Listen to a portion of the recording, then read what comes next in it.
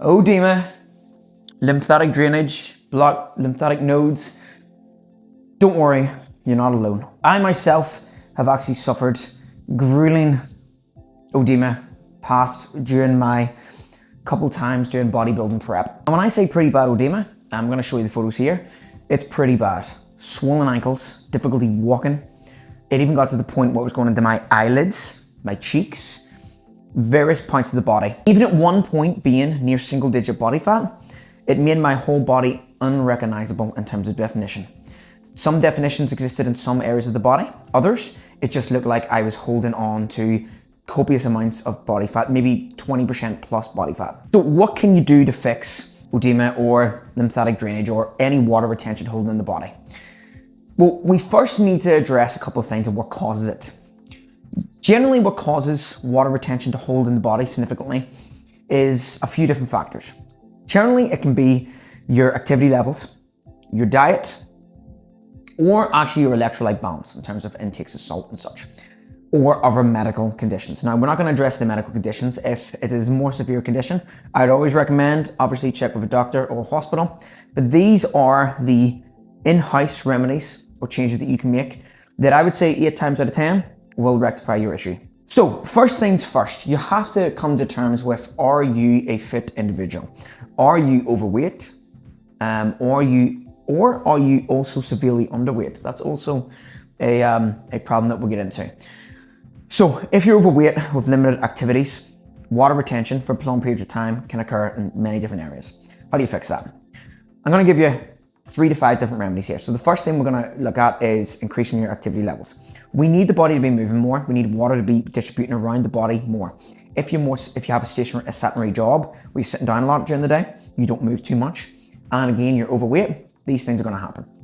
So what I would start to encourage is small segments of walking throughout the day. That doesn't mean one huge amount of bat of walking throughout one period of a day. I mean 3 to 4, maybe 10, 15 minutes walks here and there. Get the body more moving, get the water circulating, getting it coming down again.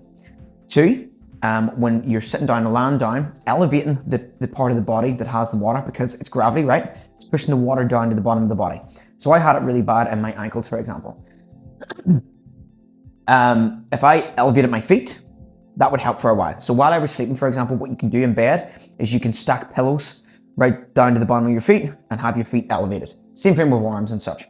Harder if it's stored around the neck, of course, but you can elevate your head up, obviously. Not really comfortable. The third thing would be generally your diet. So your intake of food and calories. If you are overweight, now you may look at some people maybe more overweight than yourself and go, well, they don't have this kind of issue. First of all, you don't know that. Second of all, this is obviously genetically speaking, everyone's physiology is very different than one another. Some people may be prone to this more than others. So the diet would be this is the most 2 obvious things. Move more and ensure that you're not severely overweight, right? Then we get into more difficult things in terms of what causes it. Another one cause of this can be salt and electrolyte balance. Now people always think that, oh, it's too much salt, I need to bring the salt down. It could actually be the opposite. It could be that you actually need to add more salt in. Now, I would recommend this for someone that's maybe, again, severely underweight. When I was doing prep, because my calories were so low, my salt was actually very low. So I had to start adding in crystals of salt with each meal, say a spoonful. Did it work? A little bit. My issue was, personally, for me, well, this is the 4th point we're going to look into, is, are you getting enough food? Right? Because my calories were so low during a really strict diet, I wasn't actually getting enough food. And the thing that fixed my edema, and again, these images were quite shocking. This is me on about 1,600 calories each day. So in terms of water retention, you'd think my diet was not bad, it was very good. I was very underweight. But because the body was so stressed, because the cortisol raised up, it was starting to put water fluids in different areas of the body. It was a panic system. It was trying to preserve itself.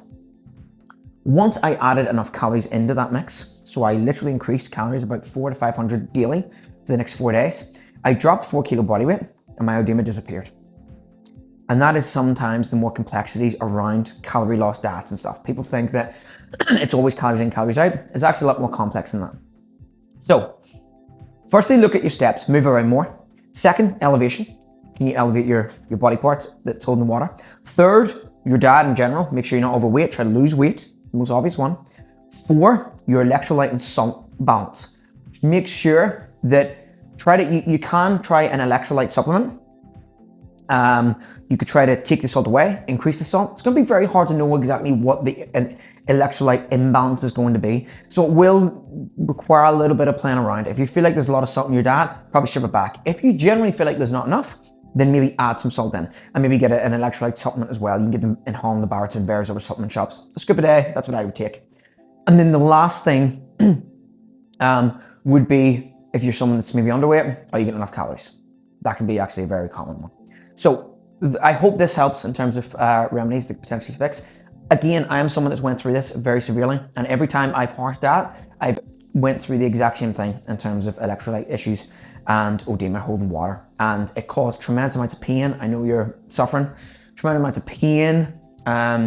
It doesn't look very nice. It decreases your confidence. It's horrible. So try your best to try to get it sorted and try the 5 recommendations I've given here. But if you like the video, don't forget to subscribe. I have tons of other videos and advisements over on the page on nutrition, health, natural bodybuilding, losing weight, gaining weight, and such. But until the next time, I'm Card from the Ox Den as usual, and I'll see you in the next one.